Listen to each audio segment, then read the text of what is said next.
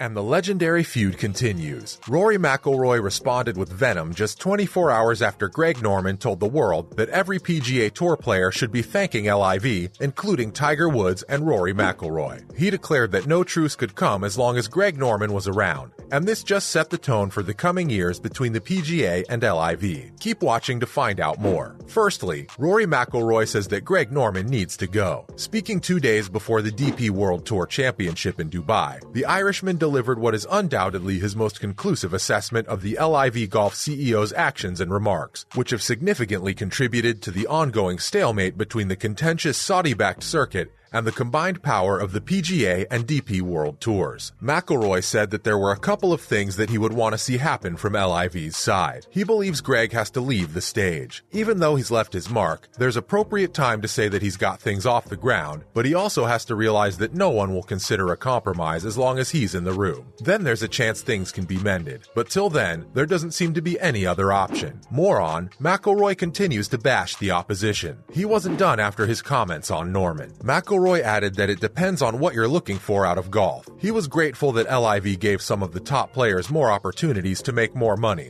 but it didn't make him any happier in the end. Since people play golf and work for a variety of reasons, including ones other than money, it concerns other matters. It has to do with happiness. It involves making an effort to maximize your potential. The thrill of showing up and making an effort to perform to your capacity is what it's all about. Those are all the things that certainly make the player the happiest about golf. Some people, they might play for other reasons, but for him, he's the happiest when he's playing his best, and to him, it doesn't matter how much money he's going to make. But at the same time, it's the sporting achievements that are the things that get him going. Then, he came to talk about Tiger. McIlroy, who's become pretty close to Tiger in recent years that the two are now business partners, said he's thankful for that. He said 1,000,000 times that Tiger is the reason everyone is playing for as much as they're playing for. Tiger is the reason the game has the prestige it does. Tiger's generation and the generation that follows it has benefited from him, his accomplishments, and what he's done for golf. Tiger shouldn't owe anyone anything, in our opinion. Everyone else in the game ought to be grateful for him, according to McIlroy. Moving on to, golf gets messier. The fact that McIlroy genuinely makes an effort to respond to concerns sets him apart from so many of his contemporaries. He feels distressed about the current state of affairs, yet he never resorts to the cynical,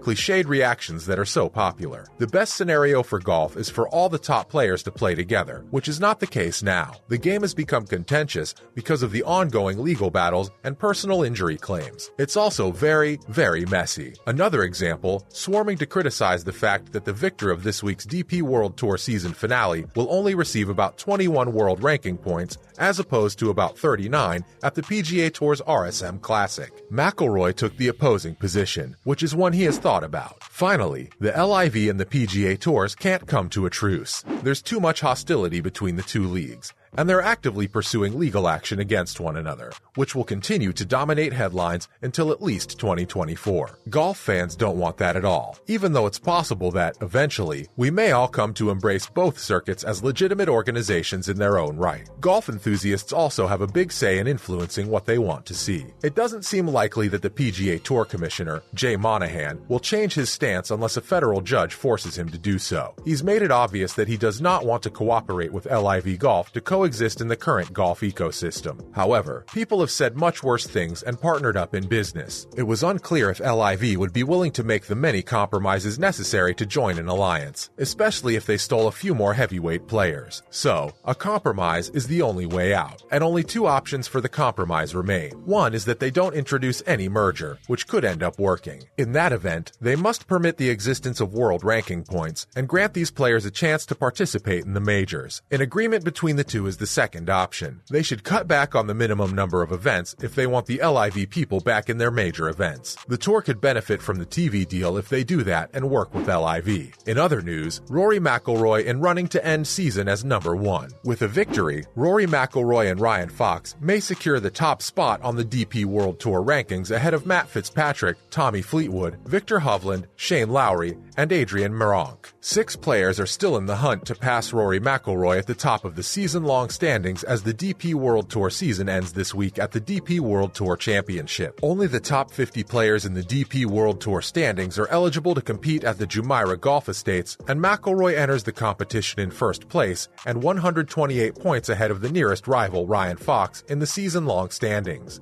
The Henry Varden Trophy and the DP World Tour #1 ranking would both go to McIlroy with a victory. Though, there are many ways players may complete the season given the 2,000 points up for grabs. The only players who will have a chance to surpass McIlroy theoretically are Will Zalatoris and Thomas Pieters, who are both absent from this week's competition. Adrian Meronk, Shane Lowry, and Victor Hovland would all need a victory and several combinations to go in their favor. After successfully defending his title at the Nedbank Golf Challenge on Sunday, Tommy Fleetwood maintained his position in the race. However, he would need another victory and Rory McIlroy and Ryan Fox to place outside the top 2 to make a late move to the top spot. If McIlroy finishes outside the top 7 and Fox fails to win, Matt Fitzpatrick, the US Open champion, could still win the DP World Tour standings with a second-place performance. If Fitzpatrick wins a third DP World Tour championship, Fox may finish as low as 13th and still be ranked first on the DP World Tour, depending on whether McIlroy is the player ahead of him. Finishing off with how McIlroy secured the top spot. The Irishman was tied for 12th in the Abu Dhabi HSBC Championship, his weakest performance in 9 DP World Tour starts this year. The following week, before his outstanding major campaign, he took 3rd place at the Slink.io Dubai Desert Classic. After placing 8th at the PGA Championship